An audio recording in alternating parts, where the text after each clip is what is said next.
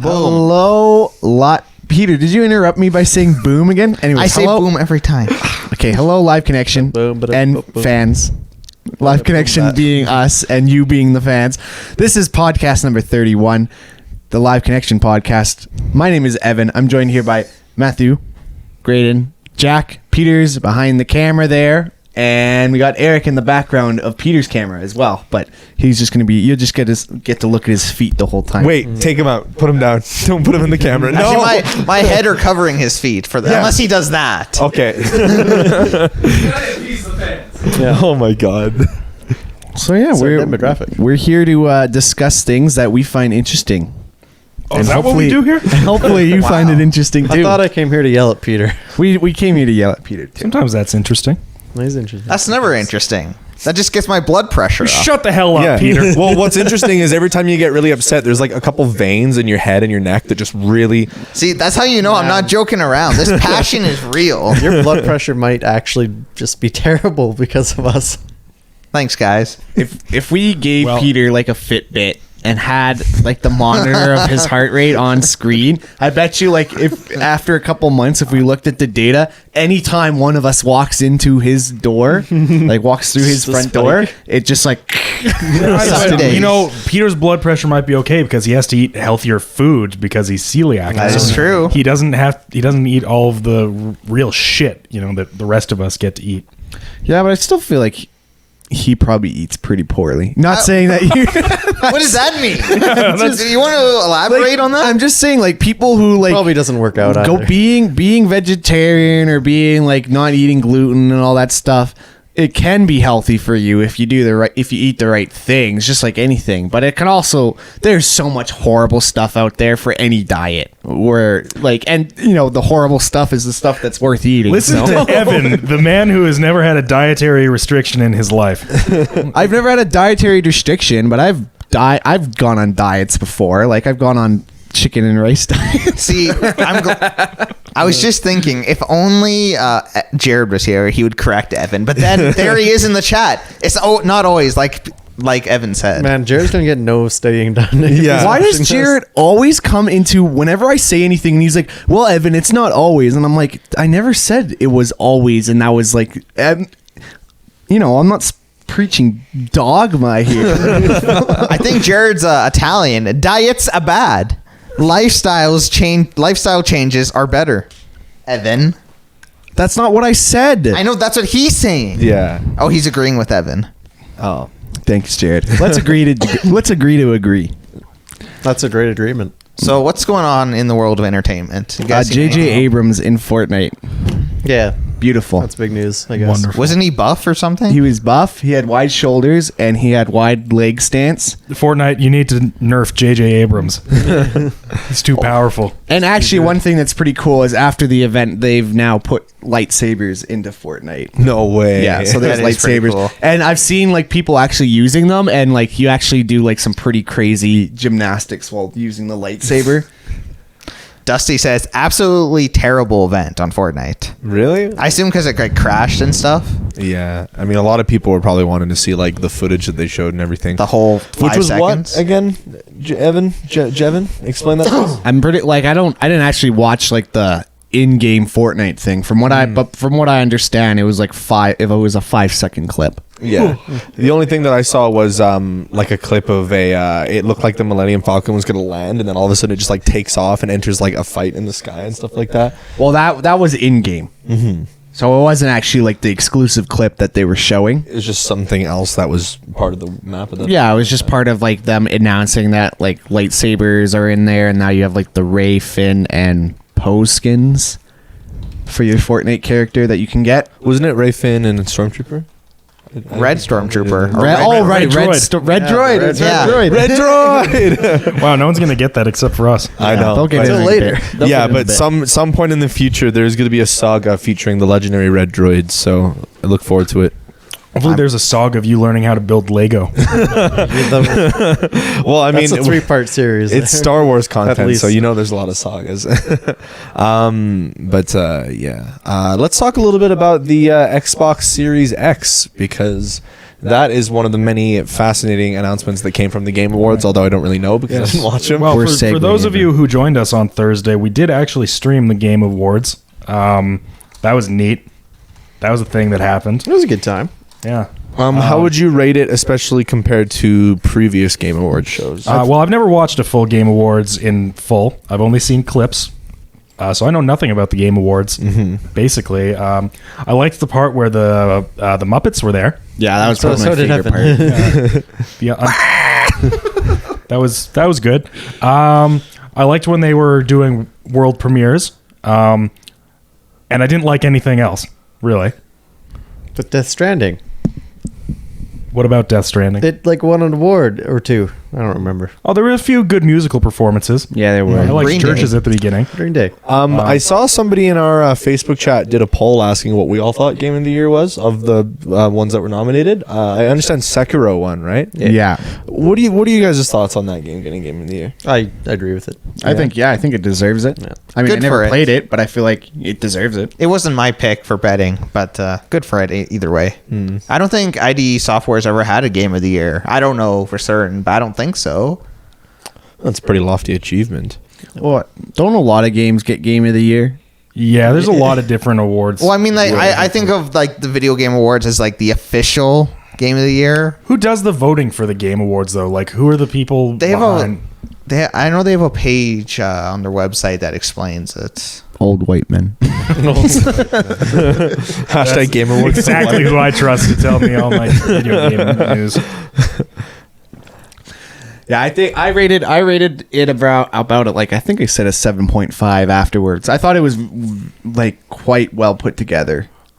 So it was The good. experience felt really cheapened to me at the end, where they didn't give us anything of substance at the very end except Vin Diesel and his co-star from Michelle Fast and the Furious, Rodriguez. Michelle Rodriguez, showing off a bargain bin Fast and the Furious video game and then just ending.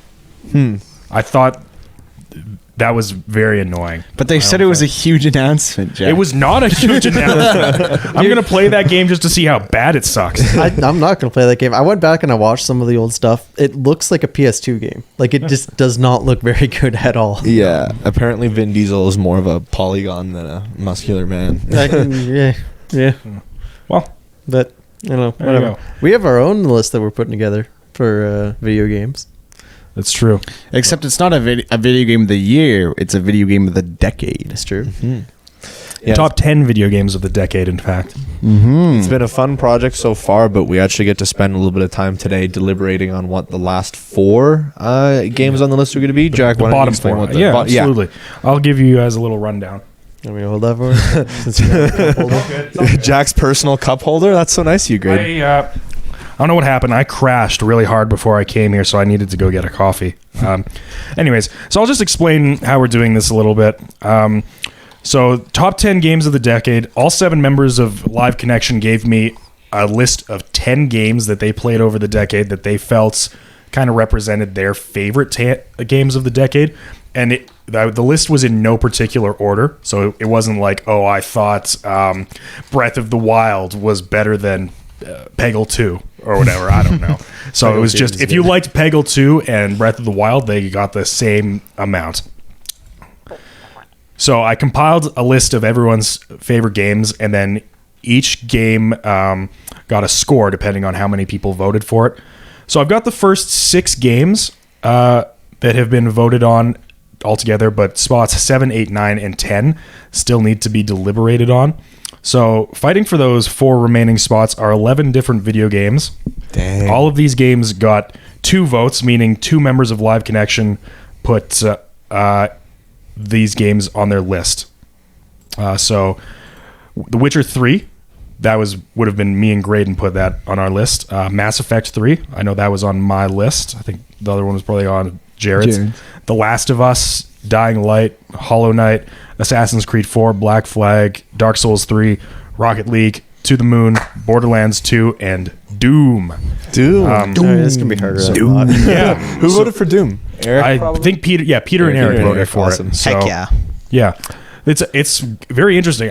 It's kind of, I think in a lot of ways the bottom spots are going to be the most interesting parts of the list, because Yeah. a lot of the top spots, I think, are not all of them, but I think you can probably guess what a lot of them are going to be if you're into games. Yeah, and you kind of and know I assume where we're the not, trends we're have not gone. mentioning any of those that are on the list. Yeah, today, so probably they can be- not. Yeah, but- Essentially, what Jack is trying to say is if you have good taste in video games, you'll find our top 10 list not very surprising. yeah. Well, I mean, I guess that's what happens when you have Just 7 kidding. different people give 10 games. There's going to be a lot of overlap. Like, well, I guess I'm not sure if I should talk about any of them if we're trying to leave them to be a surprise. But I guess like, No. yeah. Oh my god. Well, actually, while we're at it though, even though I think there's definitely going to be a lot of like deliberation on what some of the games that are going to get the spots are, I think one that's probably a certainty is The Witcher 3, because I think this list is very characteristically Live Connection, and we've all put good games on the list, but they're also very personal picks, and I think The Witcher 3 is a very universal core game among our group. Like, actually, who here hasn't played Witcher 3? Just Peter. I have it. I just I haven't barely played it. I got Yeah. through. I beat like the whole first area, and that's all I did at the game. Evan just can't get into The Witcher 3 for some reason. Yeah, well, that's interesting because that's actually exactly where I stopped playing the game as well. I mean, I consider myself having played it and I really liked it, but I think what happened to me is for some reason it didn't You save. beat White Orchard, and you're like, I've seen enough of this game. Not Yeah, necessarily. that's why I feel like I haven't played the game, because like, what is that, like a single % of the entire game? Yeah, about that. Yeah, what happened to me was my game full experience. for some reason just didn't save after, like, because once you get out of White Orchard, there's lots of cutscene stuff that happens, like you getting away from the Wild Hunt and everything, and some point after that it just didn't save at all. So when I went back, it was right before the Griffin fight, and at that point I'd forgotten how to play the game. So that's about what halted me. But I mean, I still respect the game for what it was. I mean, I'd still say I played it, but apparently I only played a small percentage of it. Yes. You got a sneak peek of the game. Yeah. Well, I mean, I thought it was really cool for what it was. In fact, Geralt is actually my probably one of my biggest hopes for a character that would make it in his Smash DLC. So, I mean, that'd be cool. I don't know if he will. It'd be cool. He's appeared in a lot of other games at this point. Soul Calibur 6, that was a Soul really cool Calibur, inclusion. Monster Hunter, That's right. Oh, they just put Geralt and what's the girl's name? Ciri. Siri. Yeah. Siri. They put the two of them in Daemon X Machina. That's right. Which Yes, is, I saw that. Which is kind of interesting because like there's like no real relation between like a Nintendo first party Nintendo game where they're like it's like mechs battling giant robots and stuff like that, and The Witcher 3, which is like a fantasy olden time For game. sure. Kind of getting back on track here. I think you're right, Matt. I think Witcher 3 probably will make it onto the list. What do you guys think of the other 10 games? I can remind you what they are. Like, Why don't you list them in order and we'll talk Then about them. Do you is have it them- possible to like copy and paste it into the group so we know like well, visually this look is at it? this is you pull on it up yeah on this the is on the screen? Google Doc. Oh, yeah, So can you you just pull it have up to on go the screen, You please? just have to go into our Google Drive. Peter. Yeah, Peter's gonna do a quick thing, Is but it the PDF or the Google Doc? I put it in the drive. Hey Peter, and I know you Here, know how to I'll do. pull it up. I know you know what you're doing up there, and you know you're good at your job, and you're good at what you do. But Say just two remember to not in put the there. list on the stream. He wasn't listening. Well, He wasn't actually, listening. If to he me. just pulls the window over on our screen while Yeah. the layout is still on that, then no one sees it but us. So as long as we don't mention them, because those first 6 definitely should stay quiet. What should we talk about okay. in the meantime? Well, I'll say this right now. Like I've had these kind of comments that I've put forward about this, and like I guess I would say I feel bad about it. Peter, you want to scroll down just a bit so that we don't have the top 10 in there, just in case you accidentally switch That's windows? not the top 10. That's my list. Oh no.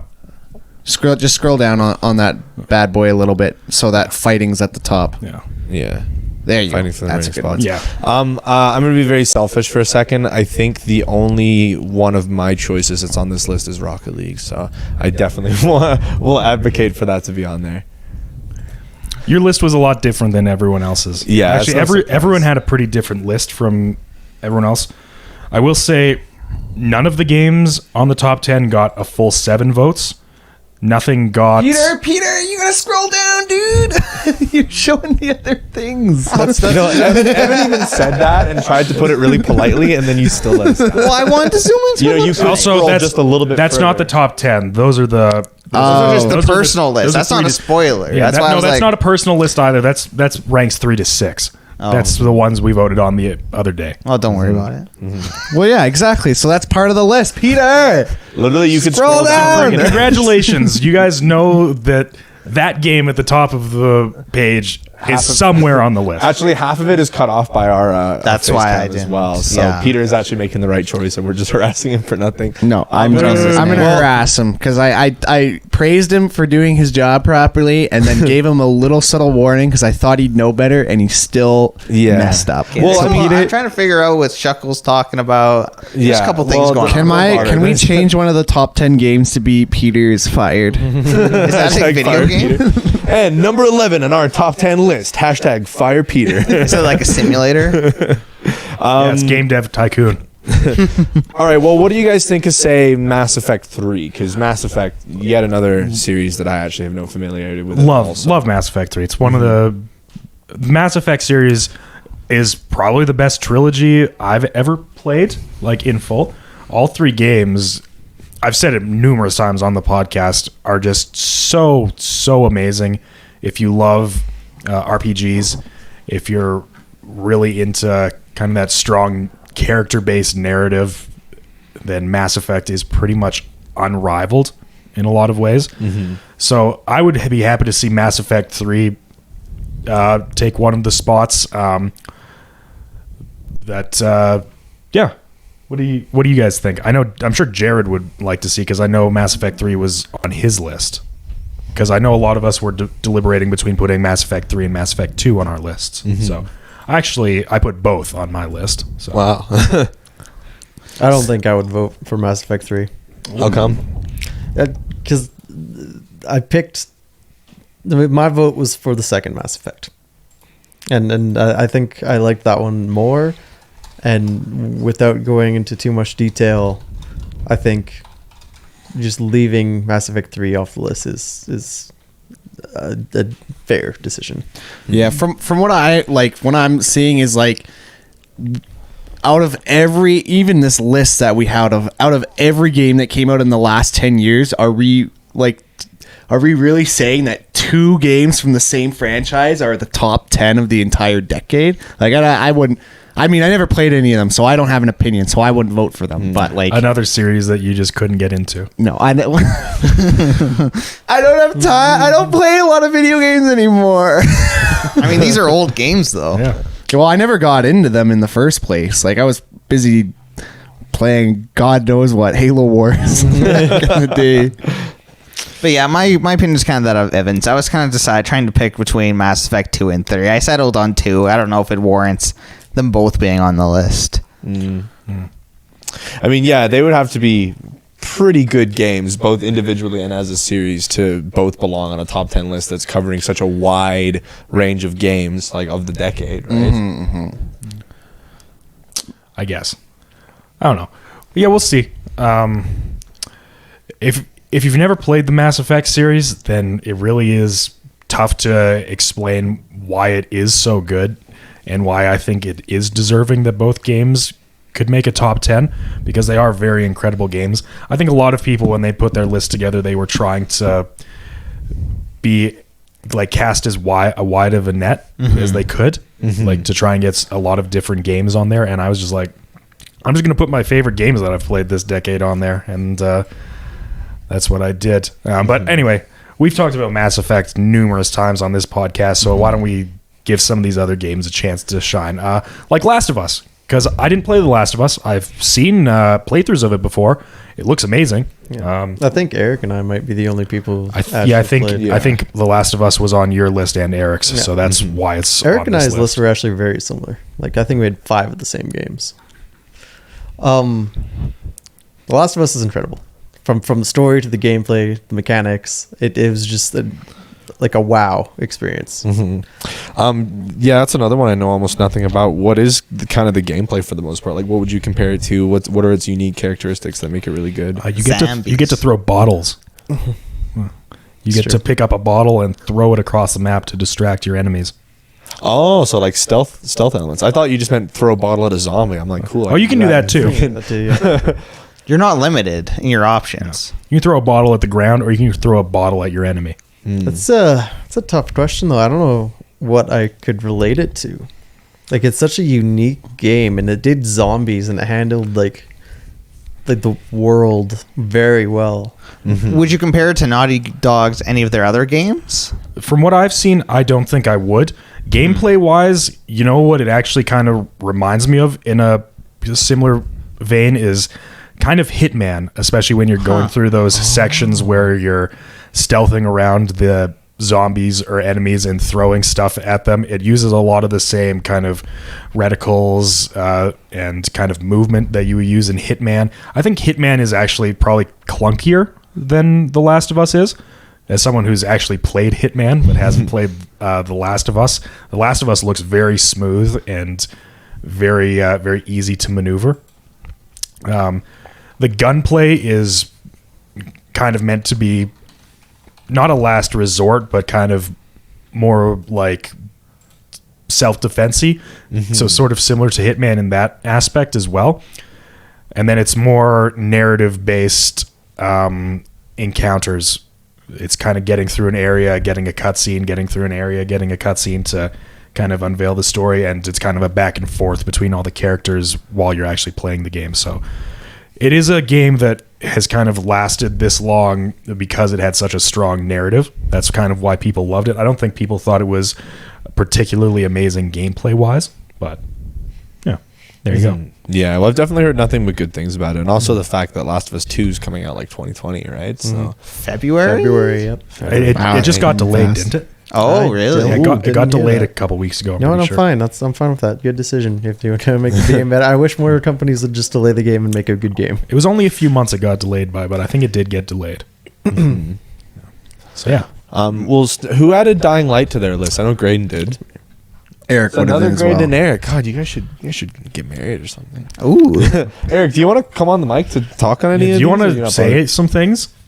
All right, Dying Light's not on the list then, I guess. I guess. Well, it was cool because like I knew nothing about Dying Light, and Graydon actually showed me like just a gameplay video of it because I was interested to learn more. And like I was I was disappointed to find out that it wasn't on Game Pass because I definitely would have given it a shot.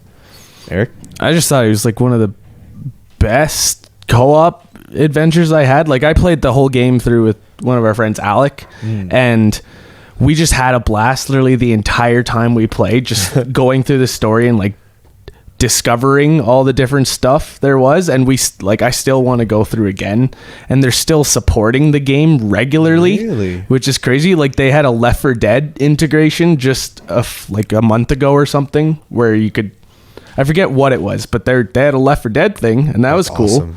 Their Dying Light 2 looks cool. It does. And I remember when I played with Peter, we played for a good bit, and I don't know, it was still a good time then too. Like we made our main character be the monkey man because he's just jumping around. It was a good game. Gameplay's solid. It was like parkour zombie. Parkour zombies, yeah. Yeah. It's so fun to like just wreck house on the daytime zombies and then be terrified during the nighttime when the buff boy zombies are coming for you. yeah, that's always been a cool mechanic in zombie games. And is it like a strong story? No. Or is it, no. It's just like the gameplay is really solid. Gotcha. And Pretty average keeps story. you coming back. Because I know, like, seeing some of the stuff for Dying Light 2, they're doing, like, all these things about, like, a cult or, like, some sort of religious uprising or something like that is happening in the second game. Because I remember when the second the trailer for the second game launched at E3 a couple years ago, I was like, did this game have a story all along? Did I miss out on something here? Because I never played it. There's, like, sort of a story. There's just, like, there's some bad zombies in this place. There's a guy who's taking advantage of it and just being a jerk. Okay. That's it. There's also isn't the protagonist, like the character you play as, infected as well? Isn't that like a story element? Or? Yes. Yeah, he's Wait, infected. you get infected in that? You get infected, like you come down from a parachute, immediately you get bitten. Wow. Like the second you land, you like get caught in a power line or something, and the zombies are just like, ooh, look at that. Like you're skydiving and like you're up in the air and then the outbreak happens while you're up there or something. You're like coming down to like give support for the outbreak or like do something. You're, I forget, like you're getting a file or something. Yeah, I think you like government sent you in to do some recon or something. The government didn't teach you how to properly parachute. Apparently not. Sent you to fight Crosswinds, zombies? man. Crosswinds. Yeah, you're immediately infected. Yeah, and so that's another element of zombie games that I've always thought is kind of cool. I just assumed that had something to do with the story as well. But I think it does, but does. like the story's just it's there. It's fine. it's It's just not not a like a defining bad characteristic. story. It's just Yeah. a story that exists. Those like a lot of I was turned off from a lot of first person zombies games because of like Dead Island and stuff like that. And Dying Light looks better, but Dying Light is literally just Dead Island done good. Like it's Dead Island. I always liked the concept. yeah, They just like the developers did a horrible job, but then Dying Light pretty much just perfected that, I'd say. Oh, there you go. Maybe it's still worth checking out. at I'd some honestly point. say it is. Like it's a fun game. I'd play through with you. Okay, I would consider that. Double kicking zombies off rooftops, the best. Drop kicking. Yeah, that was the best thing ever. Could do that for hours. Is it worth playing alone, or is it better to go through with someone? Do you think? say it's better with a friend, but it's still fun alone. Okay. I'll buy a friend. I'll find it. I'll buy it. One friend, please. Well, that's interesting. I definitely never really gave it much thought, but maybe I'll check it out. Yeah, I guess just the concept, like, that was kind of my reaction too. Like, Graydon showed me a gameplay video, and I was just like, this actually seems really sick. The parkour is handled really well. That's good. The next item on the list is honestly one of my favorite games of the decade. That's why it made my list. Pretty sure it was Graydon. Also put this list is like me, Graydon, and Eric so far. It looks like. Yeah. Hollow Knight would have been on mine. It's just I played a lot of games, so Yeah. I think. And I still haven't beaten it. I know Graydon hasn't either, sure. but like it's a big game. I got so close to beating it before my save file corrupted. I found out what actually happened. It was my micro SD card in my Switch. Something went wrong with it. Ah. So I lost like a bunch of stuff. That sucks. So I have to go back and see if I can like fix it or if I'm just boned. But Did you buy it online, like on Amazon? no, I bought it. At At Best Buy. I was gonna say Best Buy, but I remember Ash went out and bought it while he was out and about when we lived together in Edmonton. So he probably got it at somewhere else. He could have got it at Best Buy, Staples? but yeah, I was gonna say Staples, but anyways, it doesn't matter because Hollow Knight's an amazing game. I got very close to beating it. I was gonna 100% it. And then I lost it. But it is such an incredible experience. If you love the atmospheric and environmental storytelling of games like Dark Souls, mixed with like the moody atmosphere of that stuff, but wrapped in like a modern day Metrovania package, Hollow Knight is actually incredible. It's challenging, but like a good challenge. Like you never feel like the odds are insurmountable against you.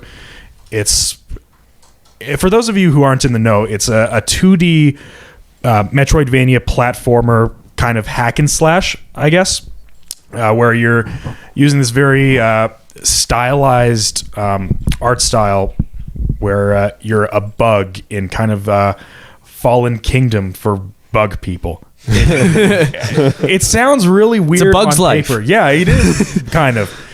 But it works in such a beautiful and odd way that it's kind of indescribable. I know you guys have played it. What are your thoughts on the game? Hollow Knight was a weird one for me because I don't remember how I discovered it or where it came from. Pretty sure I told you because it was originally released on Steam and then it was getting a Switch port like a year later. It was the reason I bought a Switch because I really wanted to play this game because it looked incredible.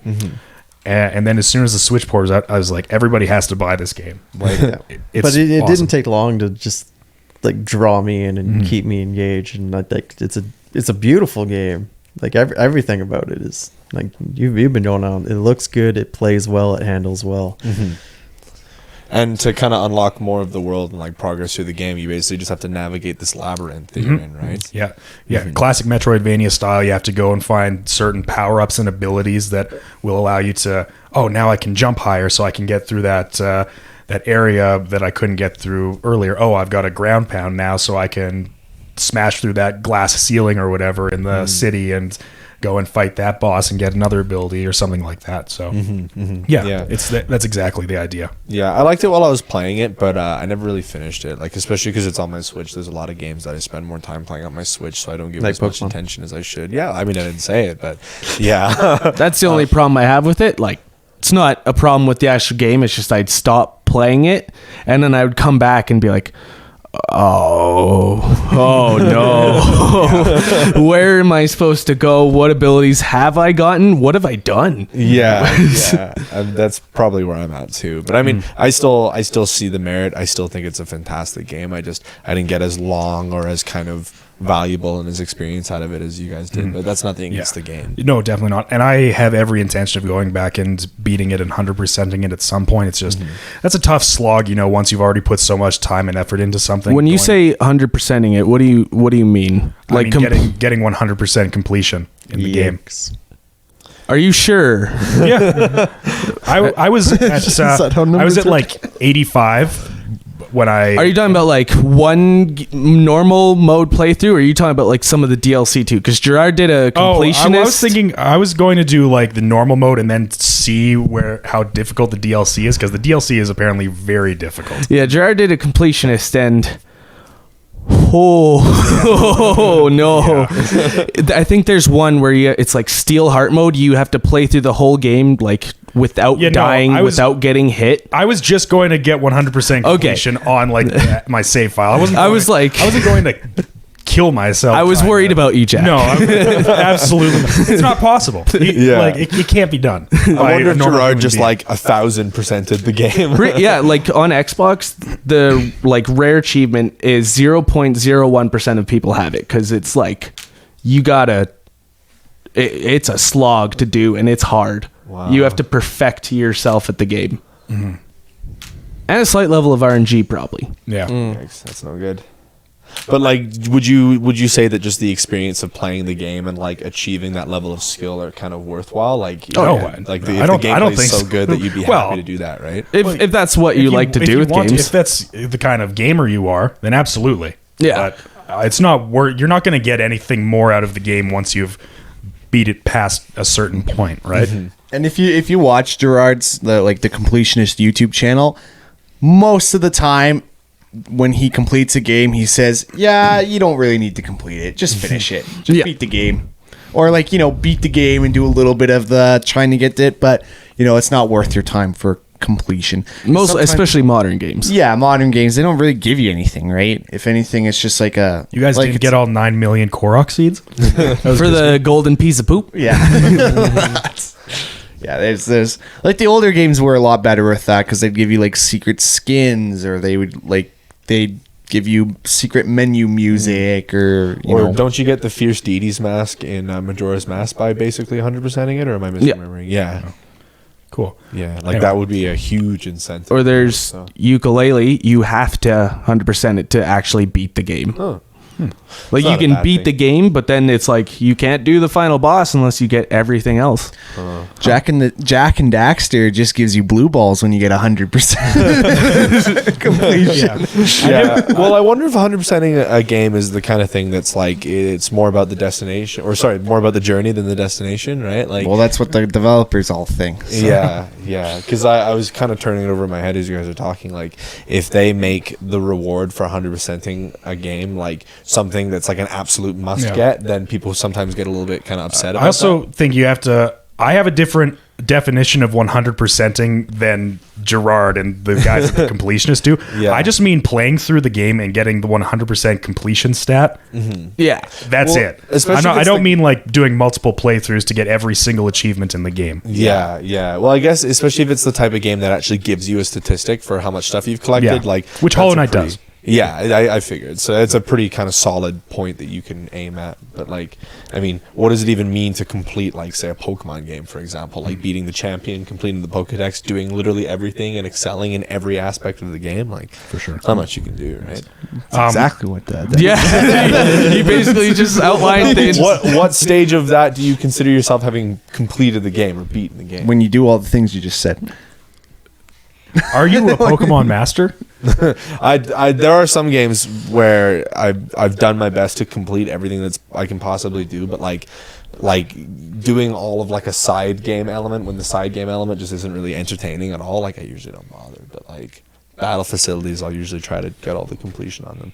But this is not a Pokemon podcast. Is Clearly, the only way you can 100% a Pokemon game is to get every single Pokemon, shiny version and non-shiny, also every form. Make sure every one of them has max IVs. I've never beaten a train Pokemon every game. single one of them. Do every possible EV train you could do for that single Pokemon, and then get them all to level 100. Every possible build for every possible Pokemon. Every build, every Pokemon, every form. then that's it. Then I don't think Matt's ever beaten a Pokemon game. right? Not. I don't think he ever will. So next on the list, this is one that I was kind of not surprised to see, but was like, I wasn't expecting to see any Assassin's Creed game on here. I'm surprised by that. Assassin's Creed 4 Black Flag. I think we all played it. I didn't. Oh. I've Okay, played an Assassin's Creed game before. Eric and Matt did not play Assassin's I Creed have 4. it, but I just haven't played it on my Xbox yet because It's out of all the Assassin's Creed games, it's worth playing.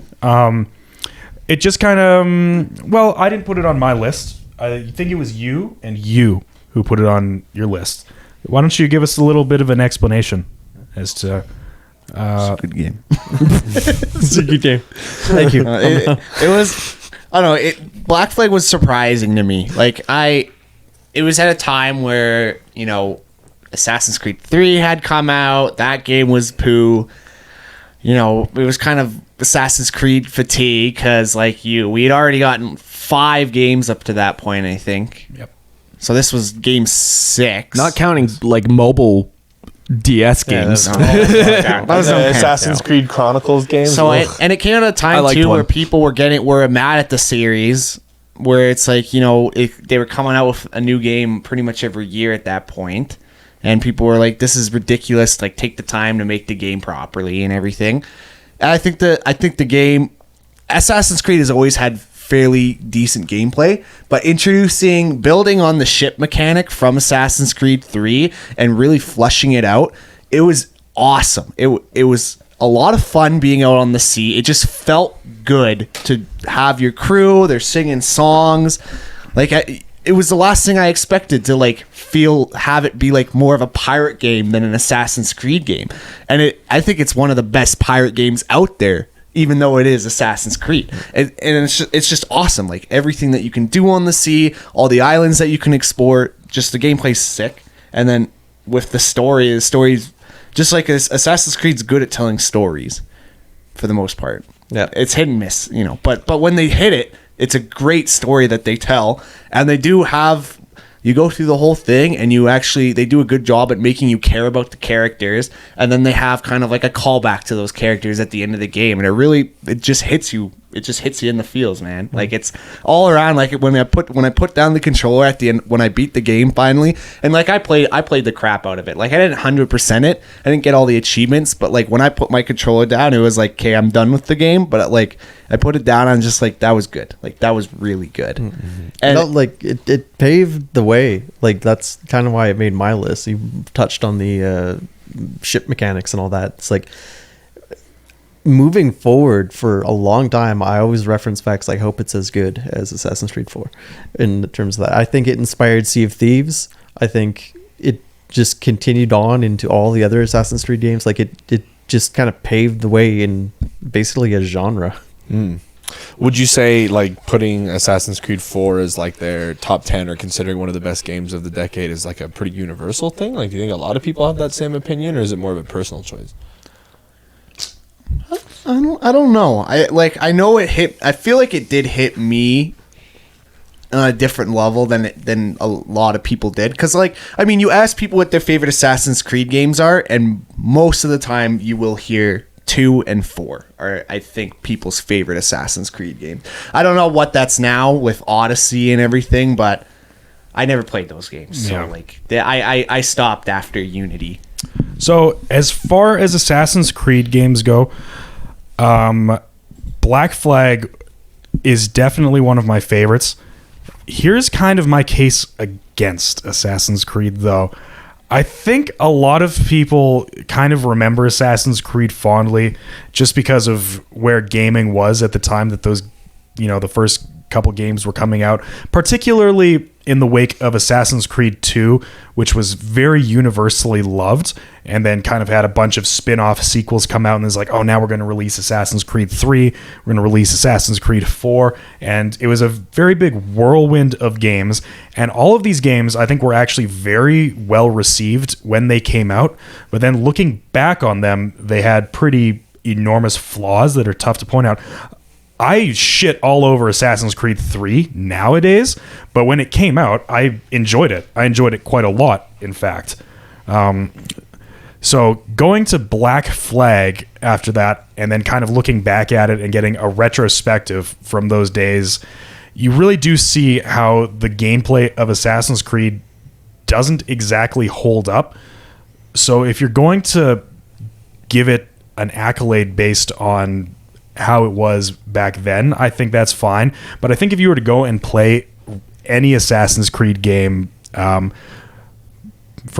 Black Flag back to 2, and probably even Unity and Syndicate, you'd be like, these games just don't really hold up anymore, you know? I'm gonna have to disagree a little bit in the sense that, like, Black Flag originally came out on the 360, and then it was remastered or re-released on the Xbox One when it launched. And for a long time, a really long time, it was one of the best sellers on the Xbox One.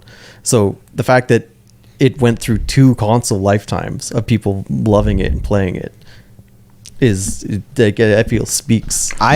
We've had this conversation before. Good sales don't necessarily mean it's a good game. Yeah, but like that's people playing the game on one console and then buying the game again on the next console, right? I want to hear what Peter has to say about this. I played it for the first time on the Xbox One, that remastered version, and that was within the last 5 years. I don't know exactly when, but semi-recently. And I did enjoy it. It's definitely, you can tell it's a older game. You take it for it was, but it's definitely probably my favorite of the older Assassin's Creed games for sure. Oh no, I agree with you. Compared to the older Assassin's Creed games, Assassin's Creed 4 is the best.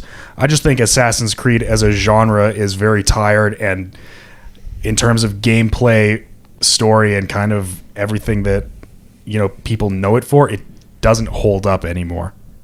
I haven't played any of the new ones, but I feel like they've really changed. Like, it's barely even Assassin's Creed anymore. Yeah. Anyways. Isn't there a Switch port for Black Flag now, or am I crazy? There is, actually, yeah. That's interesting, because I know they've been kind of getting on that. See, I half considered buying it, but I was like, I don't have money to spend. I'd be down, but I think I'd probably rather get it on my Xbox, because it seems like the kind of game that would run a little bit better on the Xbox than on the Switch. Probably. I think if we're going to make the argument of, like, if we go back and play the game, if, like, the gameplay holds up to today's standards, like, I think then a lot of these games, even on the top 10, like, some of them can get taken down a peg, you know? Like, even like a game like, well, I guess maybe not on this 11, but like I just see like a Mass Effect 3, like, or Mass Effect 2 even, like, I'm sure the game doesn't play as well as you would want it to play as games of that same genre. I just don't feel like that's a strong point, because like even people revere GoldenEye as one of the best games of all time. That game plays like shit when you go back and play it on the N64. As someone who has played all Mass Effect games and the Assassin's Creed games, I can absolutely tell you with confidence that Mass Effect 2 and 3 play much better than any other Assassin's Creed game. I'm not saying comparing the games to each other. They're different genres. That's exactly what you said. That is not what I said. I said comparing the game, like Mass Effect 2 probably doesn't hold up to the same standard as a similar third-person shooter from today. I wasn't comparing the two games. I was comparing it, Mass Effect 2, to like if Mass Effect 2 were to come out. But the difference is the Mass Effect games, I think, do hold up today, whereas I don't think the Assassin's Creed games do. But I'm like, I agree with that, but I don't know if that's really a point, because I'm thinking of our number one that came out a long time ago that has been remastered and done all this stuff, and it still doesn't, like, it's old, right? Yeah. And it's a little clunky, but we still all love I would it. agree with Evan on the basis that, like, you don't, I think because of the way we've done our list, like, if the gameplay holds up or if it would be worth playing purely on a gameplay perspective now, really matters. I think we kind of rated these games more on the experience, whether it's a past experience or if we could go back now and enjoy the game just as much. Like, you know, a lot of the games that we picked, and especially the ones that are on this 11 and our top 10 list overall, are games that have a newer version likely released for them or have taken the formula and upgraded. Like, you could even make that argument, I mean, tell me if I'm wrong, but like Dark Souls 3, like there's like Sekiro and stuff now, right? That like, while it's not a sequel, it's just taking that gameplay and taking it further. So it's like, you know, a lot of these games are going to have improvements one way or another, but that's not necessarily why we think they're the best games of the decade. Which is fair, but if you actually start looking at it, I don't want to reveal the games that are on, you know, the top 10 so far, but all of those games, almost everyone I know has done multiple playthroughs of them. People have done multiple playthroughs of the Mass Effect games, all of the Dark Souls games, like some of the other, I don't want to spoil anything, but most of the games on there, except maybe the one that took the 6th spot, I'm pretty sure most people have gone through and done multiple playthroughs of. I have never gone and done a second playthrough of an Assassin's Creed game, and I don't think I would ever want to. That's true. I have. I played Black Flag, like I said with my example, 360 and the one.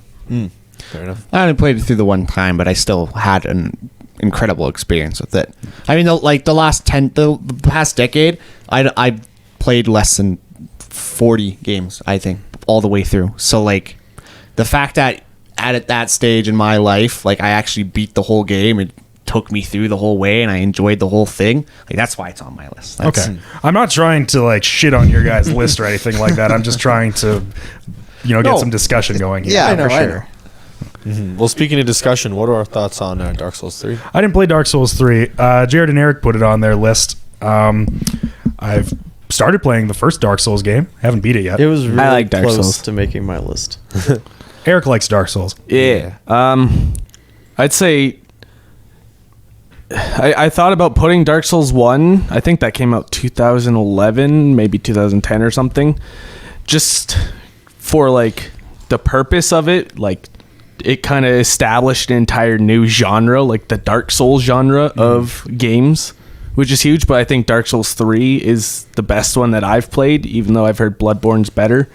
And Sekiro is just a different game style as well. So I needed more time to sit on that one, so that's why it's not on my list. But I thought Dark Souls 3, just that I still want to play it now, and like the gameplay is so solid and just fun, and that there's different builds that you can do and different ways to experience the game all the time, that I think that's why I put it on.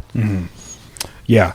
I was actually interested to see that Dark Souls 3 made it, and the original Dark Souls, that's a bit of a spoiler. Dark Souls is nowhere on, nobody put it on their list anywhere. So Dark Souls 3 is in the running, but no other Dark Souls game is. I think it's like, just because they I think made so many improvements to exactly. combat. It was really just came down to you and Jared, I think, enjoyed Dark Souls 3 more.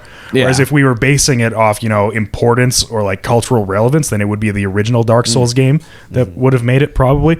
But it's not. It's our top 10 games that we've played this decade. Yeah. So so it's different. In a way, I kind of feel like Dark Souls 3 is also just representative of the series as a whole. You know, like you said, Dark Souls, is just huge in like the cultural effect that it had, and just like how popular and like just great games they are. And Dark Souls 3 is kind of the pinnacle of that design, right? So For sure. Yeah. yeah, I haven't played it, but I would confidently approve of it being on a top 10 list, just even for what I've seen. Also, not as hard as people make it out to be. Just have a modicum of patience, you'll come out fine. Well, is it the whole reason why like Dark Souls blew up? Because like, I mean, it is difficult, but wasn't it the fact that like people just were so tired that games these days feel like, or at that time they felt like they held your hand so much that games are just stupid easy. So this game that threw you into this world, didn't tell you anything, and then like it was actually quite a big challenge, quite a big learning curve to do anything in that game. Like that's isn't that the reason why the game blew up so much? I think so, probably. Yeah. And just like the combat is really satisfying and fluid. Yeah. For the most part. The community behind Dark Souls, I think, is really incredible for a lot of reasons. And one of the big reasons is because they do have like such this massive following, such a huge reverence for the game, kind of based on its difficulty. So yeah, I haven't played Dark Souls 3. Like I said, I've only partially played Dark Souls 1. I do want to go through all 3 of the games at some point, but I don't have time to do things anymore because I'm an adult. I feel So yeah, I would feel comfortable putting at least one Dark Souls game on this list, and I think it should make it personally. Yeah, I would agree with that. I'm sure League. Jared would agree too. Yeah, I'm sure he would, but he's not here. So I'm a huge advocate for Rocket League, not just for selfish reasons, but also just for the fact that like what is technically an indie game has just had such a huge impact on like how unique of a game it is despite having such a simple design. And I also have a enormous respect for games that have a really high skill ceiling, and if they can exist as a unique and just very skill-based competitive sport, like there's I think like now is a big Rocket League World Final, and I've been watching some highlights leading up to it, and just how unique of a game style Rocket League and how hard it is to imitate or it itself imitate anything else is just so unbelievable, right? And it's just such a satisfying game to play too. Like I had a theory that maybe Rocket League made my top 10 because I'd had such positive experiences with it recently. Like we did that Rocket League video, it's up on our channel, it's freaking hilarious, and the satisfaction of scoring all 3 goals when you and I played in that level. I don't think that's how that went. But. And B, I was just playing on Alex's console while he was doing some homework, and we were waiting to do something, and I happened to get paired with 2 really, really amazing players in ranked, and we beat the other team 11-0, and I was just having the time of my life. I wish that 5 minutes had never come to an end, and I just have a respect for. Shut up! I hate you. Thanks, mate. I would love dreaming that.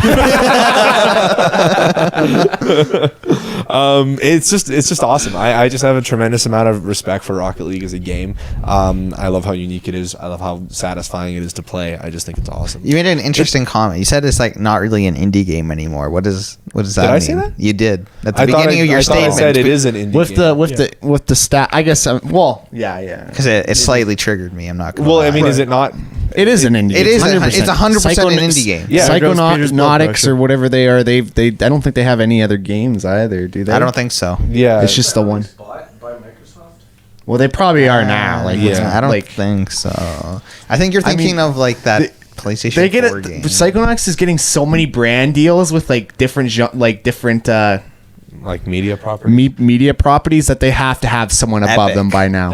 Epic. Okay. Yeah. So yeah, they used to be an indie company, but now they're owned I by guess. someone. Yeah. But the game had no right to exist. Let's be. What is that idea? It's just so weird. It's a weird game if you break it down. Like these cars driving around, knocking balls in the air, and like you said, the ceiling for like people's skill set. It's unbelievable to see what people can do with the abilities that they give you in the game. I remember the first time I heard about Rocket League, I was like, that sounds so ridiculous. And then I actually saw the gameplay. I was like, that looks fucking nuts. Right? Like, and it looks so cool. And it's so awesome. And it's so satisfying to play Rocket League. But yeah. When I first started playing Rocket League, it was probably in second year university, and it is actually one of the games that through first year university I really stopped playing games altogether. I was completely out of it. Rocket League is one of those games that completely got me back into gaming again. I started playing it with Peter. I downloaded it because it just came out for Xbox because it was PC exclusive, and like you're playing this game and you get so into it that like you hit the button you hit A and to power forward, barrel forward, and you go like this. And you're like trying to get it, and like you miss it, and you're like, oh, it's so hard. But then when you finally get used to like the velocities, everything's going, and like aim for where it's going and not where it is, and you start actually getting better at the game, it just feels so good. Yeah, and it truly is one of my favorite games out there, and I'm pretty sure I had it as like number 3 or 4 on my list because it's just I still play it to this day. I play a lot of it. And it's just, even now, some days I'll get in moods where I still twitch. Like I just I'm like go.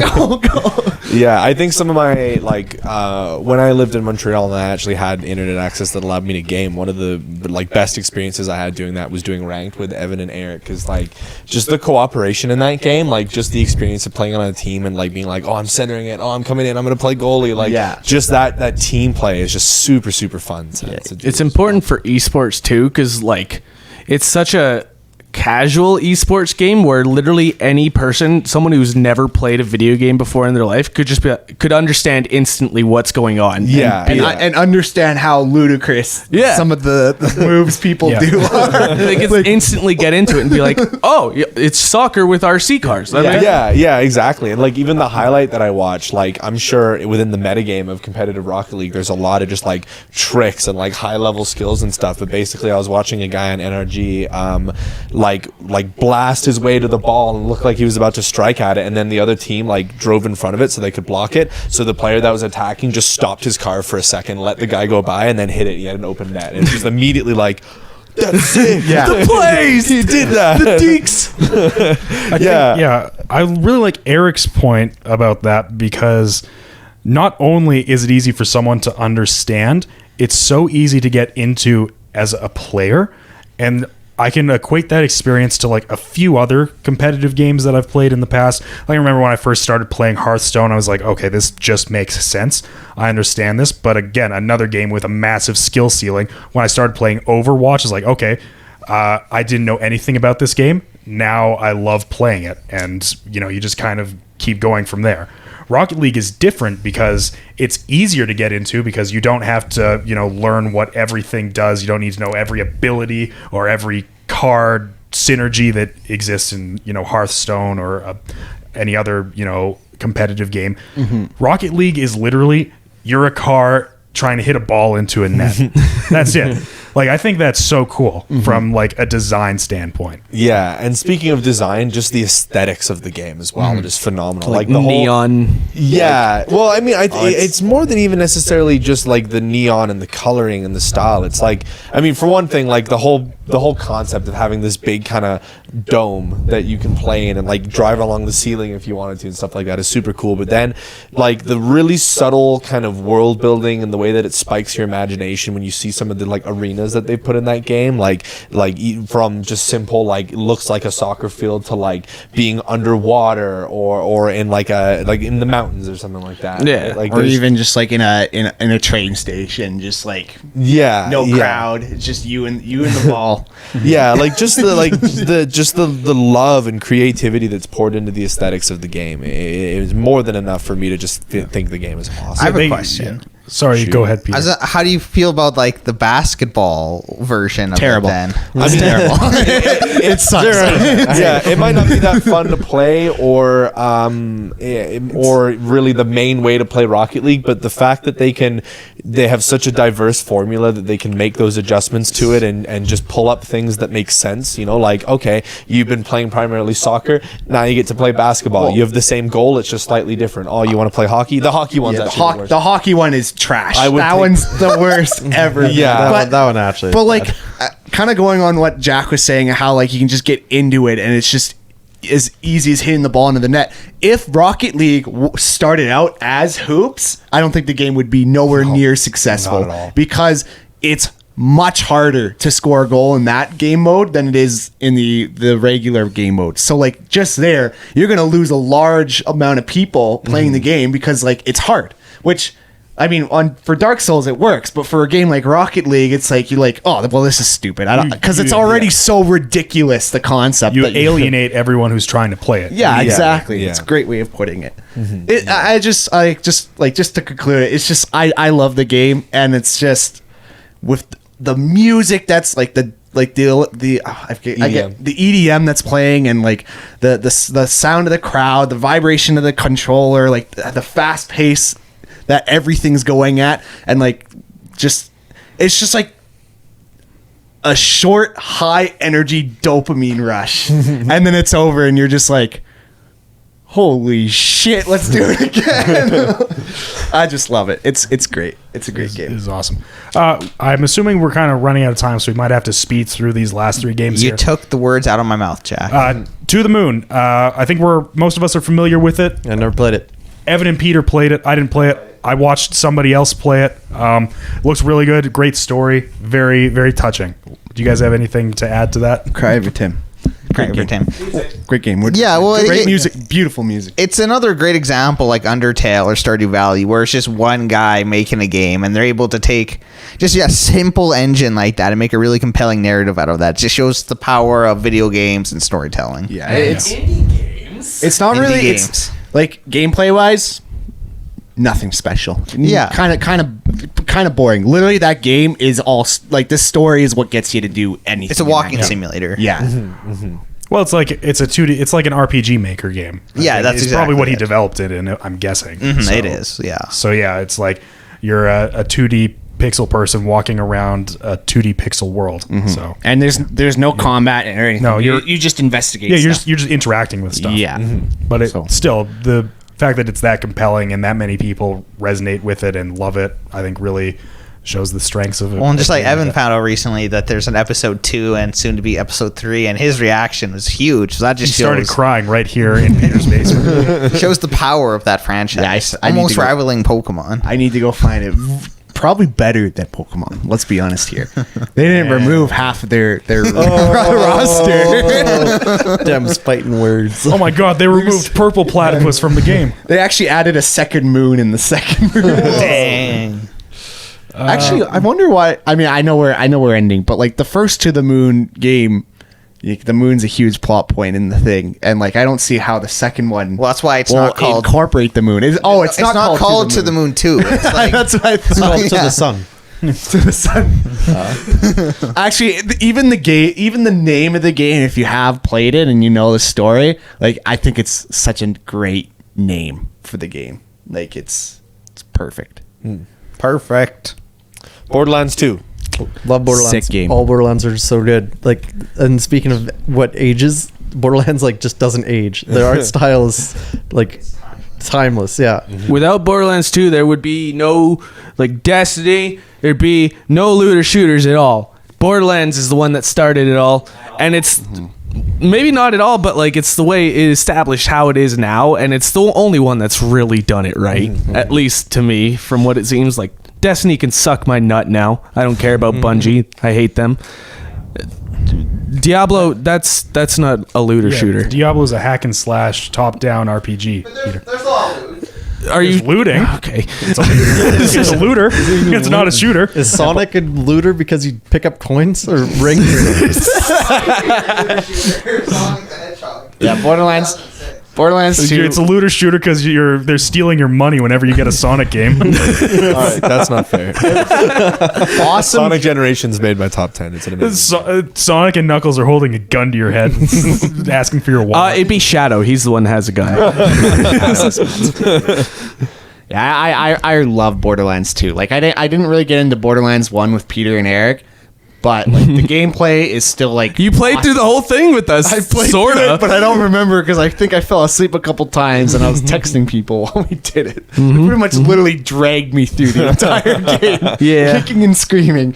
But Borderlands 2 is awesome. Lots of great memories in it. Great gameplay, fantastic story, and like one of the like I don't think like I know this is kind of a naive statement, but there's not a lot of games to me out there that have standout villain characters. It's like with anything, right? Villains are hard to make, and like Handsome Jack's one of the best. He is an villains out iconic video game villain at this point. That's fair. Yeah. Yeah. I think so. I never beat Borderlands 2. I played it years after its release. I think I got maybe 20-ish hours in. My problem was I was playing it alone. I don't know if it's better with a friend.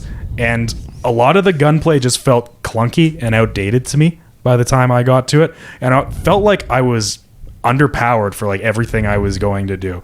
Like it felt like it took a lot of my effort to kill like sometimes even basic enemies, and I kept dying. So Yeah. that's why I never beat it. But I don't know. Maybe I think I probably had a unique experience in when I played it. Did you do all like the side quests as you were going through the game? The side quests are the ones that I had the most trouble with, actually. Okay, because like if you literally need to do everything while you're going through the game, or else you will be underpowered. It's one of the that's the kind of you know me. I don't skip side quests. Yeah. So. Yeah, I the only time I've ever played the game, we're doing co-op playthroughs with Eric, and I just had a really phenomenal time. Definitely Eric carried me through the games hand over fist, but one thing that I remember really appreciating was kind of the alternate elements to what you'd find in a shooter. Like COD's got throwing grenades and stuff like that, but then Borderlands got like these unique power-ups that you get. It's got a lot of like, how would you describe it? I want to say RPG. Skill trees. Yeah, Borderlands has elements that skill are really, trees. really enjoyable to unlock and stuff like that. Like I loved the second and most recent playthrough I did with Eric. I was one of the DLC characters that you get when you get like the Xbox One edition. It's like the definitive one, and he's one of the, what are those crazy guys called? Psycho. Yeah, he's like an advanced psycho that you can play as, and he has like a chainsaw ultimate that I remember just shredding through people and really enjoying. And yeah, I just had a good time with the game. Fun fact, Borderlands 2 has my favorite side quest in any video game, and it's called Shooty McShootface. Yeah. And you just shoot a guy in the face. Oh, and that's it? Shoot me in the face. Yeah, he Awesome. wants you to shoot him in the face. Oh, not to mention the Borderlands 2 trailer had Doomsday by Nero. Oh, yeah. Is the song. That's enough for me. That's top 10 game for that reason right there. Better than Sonic Boom having Bangarang by Skrillex in their trailer. Wait, I don't think you put it on your top 10 list though. I didn't. No, I didn't. I've only ever played it with Eric. I But you just never said beat the top game. 10 game for you. I would. I mean, for this list. Quick aside. Gotcha. Okay. Quick aside, Gangster's Paradise in the Sonic trailer. Good. Well, Matt Lakey. Well, I mean, there are a lot more kind of outstanding flaws in that in particular. So I actually think Borderlands 2 segues really well into the next game. Doom, the most recent one. I don't remember Doom. People call it Doom 2016. Was it released in 2016? Yeah. Okay, yeah. Phenomenal game. Actually, like an incredible first-person shooter. I just beat it a couple days ago because I dropped it for about a year, and I just never bothered to finish the last like 2 missions. Something else. You know what it was? Red Dead 2 came out, and I stopped playing it, and then I just never picked it back up until a few days ago. I was like, I'm going to beat this game, and then I did in like 2 hours, and I was like, that was a really great game. There's a reason, like, after I had played it, I think I sent in a group or something that I was like, this is the best shooter I've ever played. You guys have to play it. Every second you feel like the biggest badass ever. It's the main thing I always bring up is when you go to hell and there's like those lore tablets and there's one demon that's literally like, we had to seal this guy away in the deepest depths of hell because he just kept fucking killing us. We're terrified of this dude. He just keeps coming and we can't stop him. And when I heard that, I was just like, oh, I am God. It's super fluid, the combat. It feels Yes. really nice. Yeah. I played it on the Switch too, like the whole way through, and it was still a really good game, even on the Switch. And I didn't expect it to be, honestly. There is, as far as I'm concerned, there's not a first-person shooter that feels better to play. Like it feels so satisfying to just run through hordes of demons, shooting at them and then ripping them to bits. It's so visceral. It's like whenever you get a death animation by meleeing them, you're just sitting there doing nothing, but it feels like you're ripping the guy apart. It's incredible. Like I love it. I don't know what else to say. Like it's just such a great game, and I wasn't excited for the new one, but now I am. Like, Yeah, actually, all this conversation is kind of making me want to go home and play it tonight. Shooters are such a crowded market, right? So to be able to stand out and make a difference, it says something alone. which is really poetic, I think, for Doom, because the original Doom did that back in the 90s. Yeah, that's very true. So it kind of like the most important shooter ever gets a reboot that is like the most important shooter of the decade. In a lot of maybe not most important shooter of the decade, but best, the shooter that feels the best to me. Yeah. I think. But A standout shooter. absolutely, Awesome. that was fun. It's fun. So A lot of games. you guys in the chat, what do you guys think about all those 11 games we just discussed? Let us know. Yeah, what 4 do you think we're gonna actually end up picking based off of how we passionately discussed.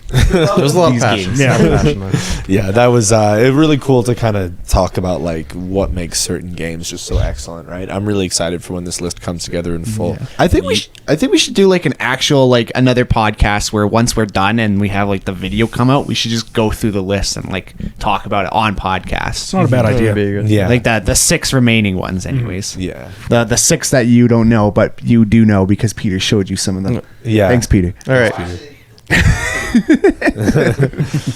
That's what they want. I thought we were wrapping up, and I ordered food, and now it's coming. Okay, well, So go now get I'm your leaving. burrito, and All right, well- I'll send us into the depths of hell.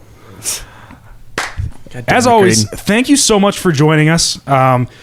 If you've been here a while, you know what to do. We've got all of our social media and various whatnots down in the descriptions below. You can join our Discord. You just got to let us know. I think we've got that information in the bottom as well now.